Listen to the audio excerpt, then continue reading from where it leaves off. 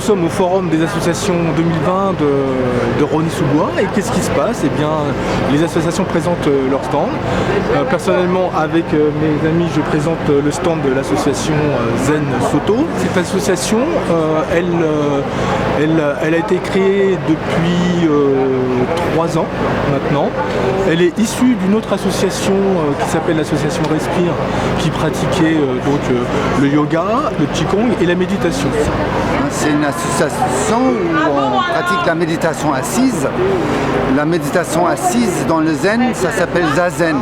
On est assis donc de façon immobile sur un zafu et on essaye de ne pas bouger. C'est pas évident au début.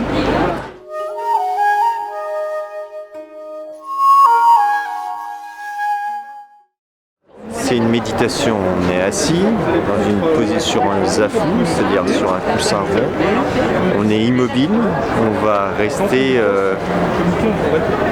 toute la période dans zazen qui est 2 séances de 25 à 30 minutes, immobile. Et pendant cette période-là, on va méditer. Et on regarde vers le bas, on pose notre regard sur le sol. Et tous les pensées qu'on peut observer à travers, on est concentré sur le corps et on peut observer les pensées. Ces pensées qu'on observe, on les laisse passer. On se concentre sur le mécanisme de laisser passer ces pensées. C'est pas le corps qui est quelque part et l'esprit qui est ailleurs, qui est en train de rêver, de penser à n'importe quoi.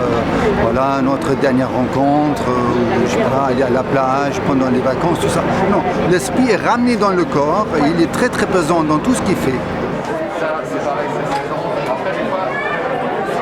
Il faut de la régularité, ça ne vient pas du premier coup. Mais par une pratique régulière, au bout d'un moment, on commence à s'attaquer à la mécanique, aux images mentales, vous voyez, qui n'arrêtent pas d'intervenir dans notre mental. Tout doucement, le brouillard qui est dans notre vie, il va se clarifier, il va devenir plus limpide et on va voir des solutions. Il y en a des solutions, comme je vous ai dit, ils sont à portée de main, mais souvent on ne les voit pas. C'est comme marcher dans une forêt et on voit que des arbres, mais on ne voit pas qu'il y a une forêt autour de nous. On voit quelque chose qui est limité souvent.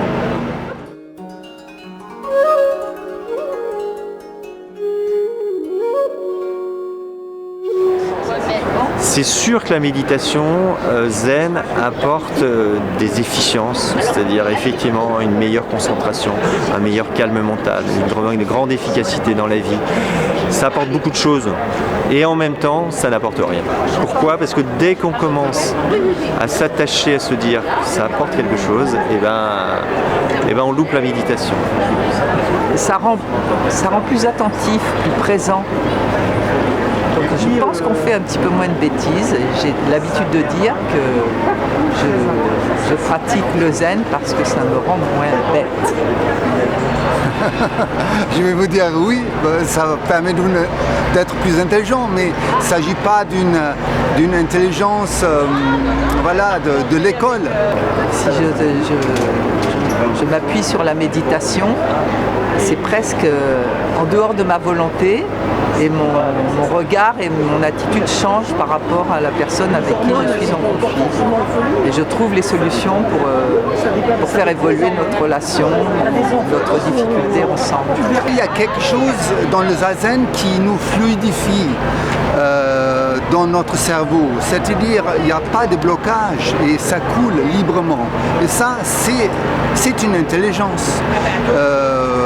Il y a des fois des choses qui se dénouent en zazen chez moi. Ou plutôt, j'ai un problème et tout d'un coup, en zazen, je connais la solution. Je la connais, elle vient intuitivement.